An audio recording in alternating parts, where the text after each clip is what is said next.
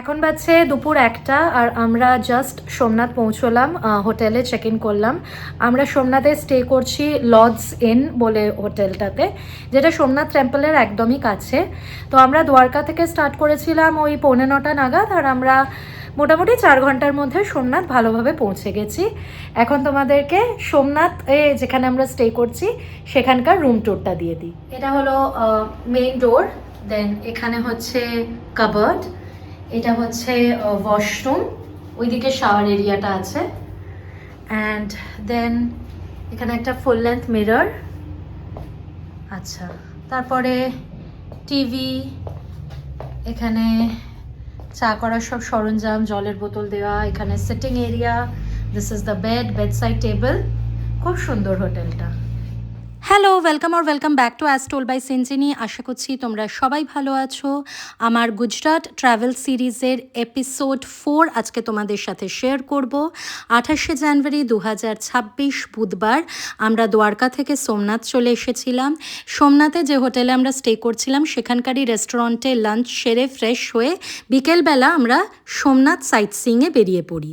প্রথমেই আমরা পৌঁছে যাই ভালকা মন্দির, যা ভালকা তীর্থ নামেও পরিচিত।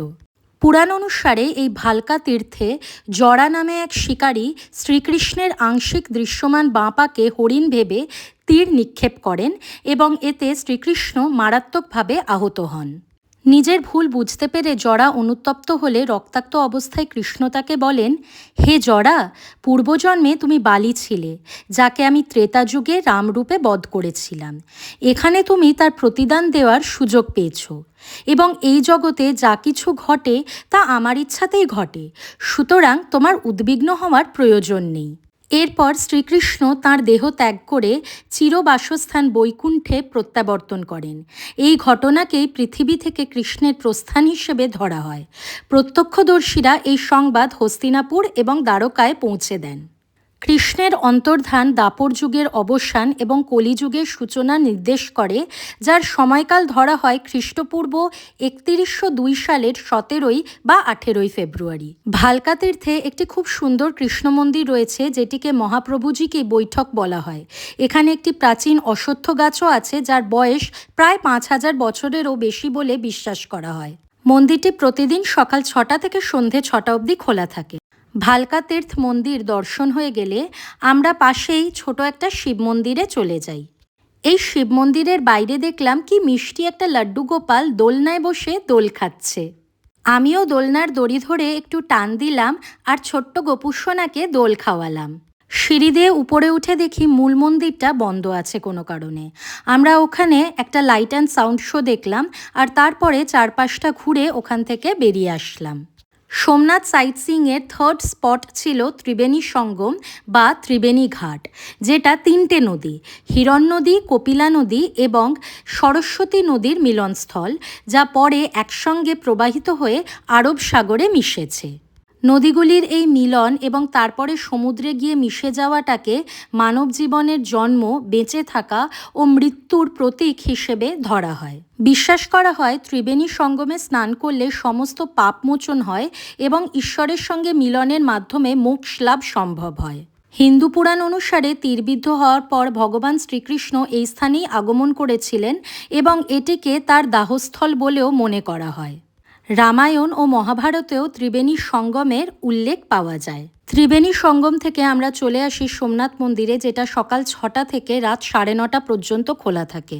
মন্দিরের ভেতরে কিন্তু মোবাইল ফোন, ক্যামেরা এবং অন্যান্য ইলেকট্রনিক জিনিস স্ট্রিক্টলি ফরবিডেন। লকারে বা ক্লোকরুমে ব্যাগ রেখে তবেই কিন্তু মন্দিরে প্রবেশ করো।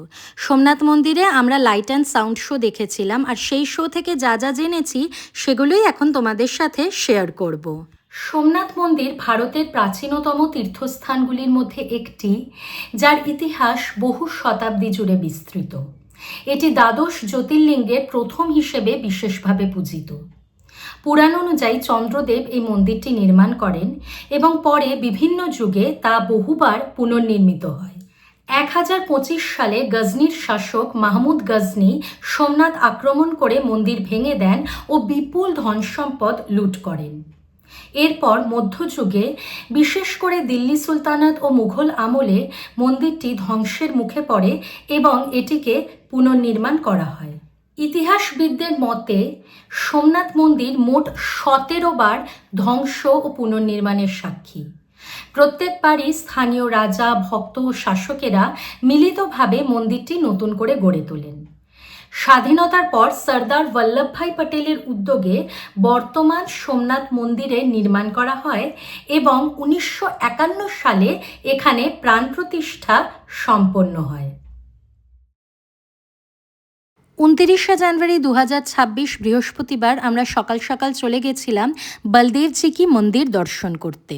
এখানে ভগবান শ্রীকৃষ্ণের বড় ভাই বলদেবজি, যিনি আদিশেষ বা শেষনাগের অবতার, শ্রীকৃষ্ণের নির্বাণ প্রত্যক্ষ করার সময় তাঁর মানবদেহ ত্যাগ করে মূল সর্পরূপে প্রত্যাবর্তন করেন। এই ঘটনাস্থলটিকে চিহ্নিত করে একটি প্রাচীন পবিত্র গুহা রয়েছে, যা বলদেবজিনী গুফা নামে পরিচিত। এখানে ভক্তরা গুহার দেওয়ালে আদিশেষের চিহ্ন দেখতে পান, যেখান থেকেই তার প্রস্থান ঘটেছিল বলে বিশ্বাস করা হয়। আমরা গীতা মন্দিরও দর্শন করেছিলাম, যা বিড়লা মন্দির নামেও পরিচিত। সোমনাথে অবস্থিত এই শান্ত মন্দিরটি ভগবান শ্রীকৃষ্ণ এবং ভগবদ্গীতার উদ্দেশ্যে নিবেদিত।